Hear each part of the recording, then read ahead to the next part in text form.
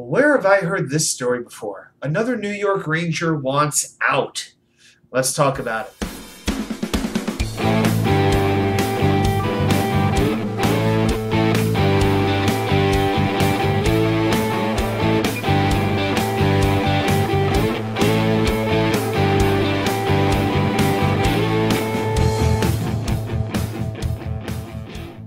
Well, welcome back to New York Sports WickerMedia. I am Wa2K99. Thank you for taking the time to watch this video. If you like what you're watching, please take the time to hit the like button, share with a friend, and hit the subscribe button. It helps get the word out about these videos. And if you have a friend who might enjoy it, definitely share it with them on social media. I appreciate it very much. This channel is really starting to grow, and the more I see it growing, the more I want to put out great content for you. So again, thank you for taking the time to watch. It means everything.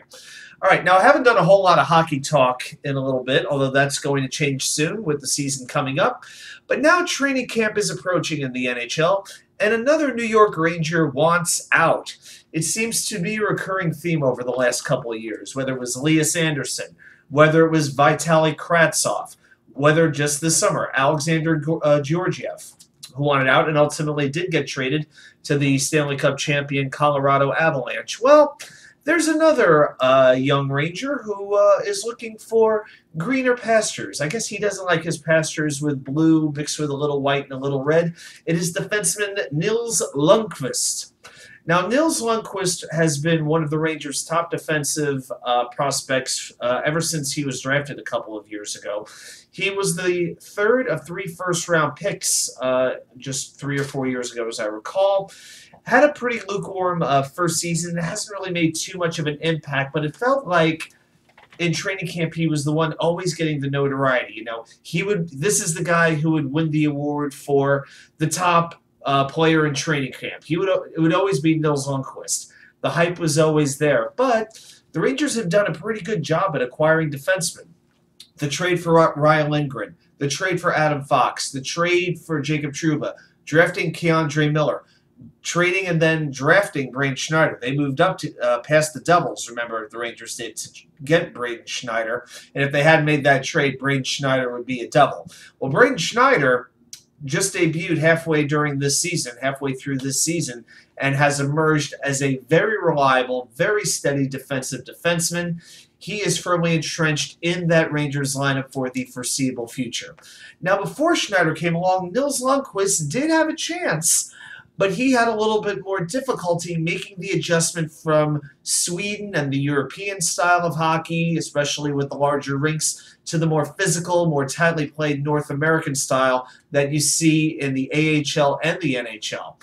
You know, even after the Rangers sent him down midway through the season, down to Hartford, you know, he didn't exactly produce. I think he had 3 goals in about 30 or 40 games. I haven't looked the exact numbers up, but now Nils Lundkvist is seeing the writing on the wall. There just isn't space for him on this roster, and he is asking general manager Chris Drury for a trade to a place where he has a chance to earn a top 4 spot and be a power play quarterback. Well, I can appreciate Nils Lundkvist's desire to play, but yeah, it's definitely not going to be with the Rangers. The one exception is the risk of injuries.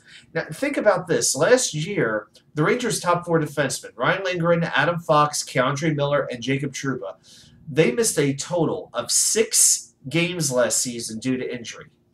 Think about that. Out of 328 possible games, they only missed 6. The Rangers had a very good run with health last year, started to change in the playoffs with their forwards, but their defense, that was the core along with Igor Shesterkin. It kept them very healthy, and that's why they were able to win all the games that they were able to ultimately win. Now, as far as what should the Rangers do, that's really the big question. Do they hold on to Lundkvist? Do they grant his trade request? Well, apparently Chris Drury is in, the way Larry Brooks phrased it in the New York Post, an accelerated push to trade Nils Lundkvist. They don't want him wasting away in Hartford, and I agree with that sentiment. The longer that Nils Lundkvist is wasting away in the just lovely city of Hartford, Connecticut, if anybody's watching from Hartford, I apologize. I've been there. Yeah, I don't plan on returning anytime soon. I just don't know what people go to Hartford for except to watch hockey. work in insurance. That's basically it. So, but the longer that Nils Lundkvist wastes away with the Hartford Wolfpack, the lower his trade value could ultimately go. And you know the funny thing, if he hadn't signed his his 3-year entry-level contract with the Rangers, if he had stayed in Sweden, he would have been a free agent after this season. Instead, he has 2 years left on his contract. That gives the Rangers a little bit of extra leverage. My personal thought at this point is if the Rangers can use him to get back some very solid draft capital, because they did trade quite a bit away, both during the trade deadline and to trade off Patrick Nemeth to the Arizona Coyotes, I would just look to recoup some of that. I don't expect a player. I mean, Lundkvist is only making, in his entry-level contract, he's making $925. So he's just not making much money. Trading him doesn't loosen your salary cap space. I still want them to re-sign Tyler Mott. He is still a free agent, but that just isn't going to. That's not going to do it. So maybe there's a situation where the Rangers would say, okay, you have to take Ryan Reeves, for instance. I mean, the Rangers don't have a lot of players on this roster who are making a lot of money and either don't have no movement clauses or aren't incredibly valuable to them. You know, they don't have a ton of, say, bad contracts on the books. They just don't exist. It might be a situation where, okay, we'll take some better draft picks, but but part of it is you have to take Ryan Reeves' contract off the books for this year, because to be honest, as much as I like Ryan Reeves and the Chesty release us, I love that.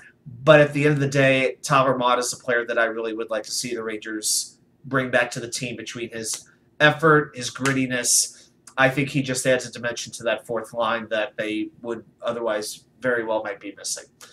So let's see. What do you want to see the Rangers do with Nils Lundkvist? Should they put him down in Hartford? Should they make him the 7th defenseman on the team? Should Chris Drury try to trade him right now? And if so, what is fair compensation for a player of Nils Lundkvist's potential? I can't say quality, but potential at this point.